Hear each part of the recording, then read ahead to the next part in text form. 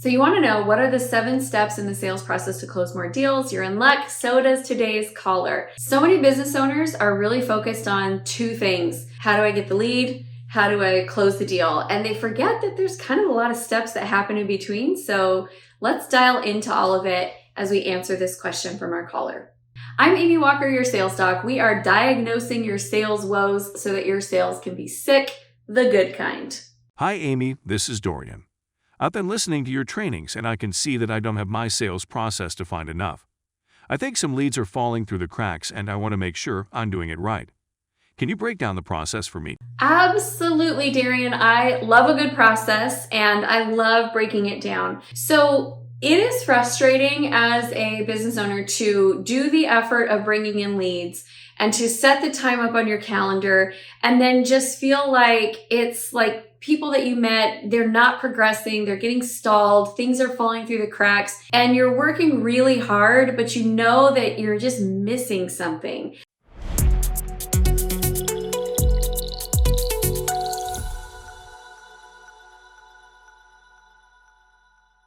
I want you to have a really tight sales process so that you have confidence knowing that when you bring someone in as a new lead, they're going to progress with ease through the sales cycle and through your pipeline, and you're going to have a great experience. It's going to set them up for being a great customer. So that is why it's so important that we go through this process. So I've got 7 different steps. These are what I call lead stages. And I could go through the lead stages in like 2 seconds and tell you what they're called. But what I really want you to take away, and this is my promise for you in this video, is that it's not just about knowing the lead stages. It's about having a plan to move a lead from one lead stage to the next. So as we go through each of the lead stages, I'm also going to give you examples of things that you could do to help your leads progress through. So stick with me, and you're going to actually be able to map out your 7 steps in your sales process. First things first, we've got to stop thinking about it as a lead and then a sale, a lead and then a sale. And we have to start thinking about a customer journey. Your customer is going to go through a journey with you from the time that they first enter your system as a lead until the time that they sign the contract and write the check. There is a process that goes in place. And we want to make sure that it's not a bumpy ride. We want to make sure that they don't like fall out of the airplane halfway through and they crash and burn and we don't even know that they fell off. We want that process to be really, really smooth. Everything that you're going to do here in the beginning is going to feel like extra effort and extra time. That's why we want to automate as much of this as possible, because the reality is this work that you do today can be automated, which then can make it so that you're saving time and it's easier to get the client to say yes. So you're setting yourself up to have an easier, more successful sales call. So the first step is that they come in as a new lead. This means that they just joined your email list. They just opted in. They just downloaded your free sales book. By the way, if you want to go get my sales book, go to salesaremything.com. You can get a free copy. And that's just however they first entered in. You met them in a webinar, you met them at a networking meeting, but they come in as a brand new lead. The very first thing that you need to do is you need to progress them to lead stage number 2 through a simple thing like quick follow-up. And when I say quick follow-up, I'm not joking. We have found that if a new lead comes in from an online lead source, if we can connect with them within the first 15 minutes, they are like 3 times more likely to actually get to a sales call. Whereas if we wait even 2 days, it's going to be so much harder to get them to progress on that customer journey because they are looking for a quick answer. I want you to think about this. If I call a doctor's office and they don't answer their phone, what am I going to do? I'm going to call the next doctor's office that's listed right below. If I need a plumber and I don't get a hold of them, I'm calling the very next plumber. I'm not waiting for a day, right? We're used to quick responses. And so as a small business owner, sometimes that's a little bit more challenging to do, but you need to make it a priority to have a quick response to move them from one lead stage to the next. So when our leads come in through online lead sources, that's our goal. To be able to get a response to them within the first 15 minutes. If they're coming in through something like an event, It's that we want to get them moved to the very next day because they've already had an experience with us. And so the very next day after the event, we want to move them from new lead into the next. So the next phase is the longest phase, and this is the contacting, the nurturing phase. So this is where we are proactively trying to get a sales conversation with them. I recommend that during this phase, you have two things going on. One is that you have lead nurture sequences going on where you're like letting them get to know you, letting them get to know your culture, letting them know your fun stories and your successes that you're creating for your clients, getting a feel for your vibe, getting them indoctrinated into the way that you do business. So you're going to want to have a nurture sequence going on with these leads. The second thing though is you will double, triple, quadruple, 10x your sales if you'll simply follow up with those people. Don't wait for them to call and say, okay, I'm ready to buy. Reach out to them and find out how you can serve them now. You'll move them so much faster. It will decrease your lag time with a new lead from like months into days. Maybe weeks, but it's going to help you get those sales moving out so much quicker. It's going to create consistency in your sales. Now, I get it. It is not a great use of your time as the business owner to be on the phone calling every single person that comes through as a lead. But guess what? This is why we have appointment setters. I love my appointment setters. They're minimal expense. I hire my appointment setters out of the Philippines. They are very well trained in the phones. They're great in English. They're super dynamic, wonderful people that I hope will stay with me forever. Love them. And I pay them $6 an hour plus closing bonuses. And each one of them generates on average about $10,000 to $15,000 a month in sales. They work part-time. Like the math is no-brainer math. So get an appointment setter that can actually follow up with your leads and move them forward onto your calendar while you continue to nurture them through videos and content and emails and dripping all the love on them. If you're loving these tips and you want to get more of them, make sure that you subscribe to the channel and hit the bell notification so you can get notified every time we release new content. The next stage is going to be a set lead. So this is somebody who is set to have a sales experience.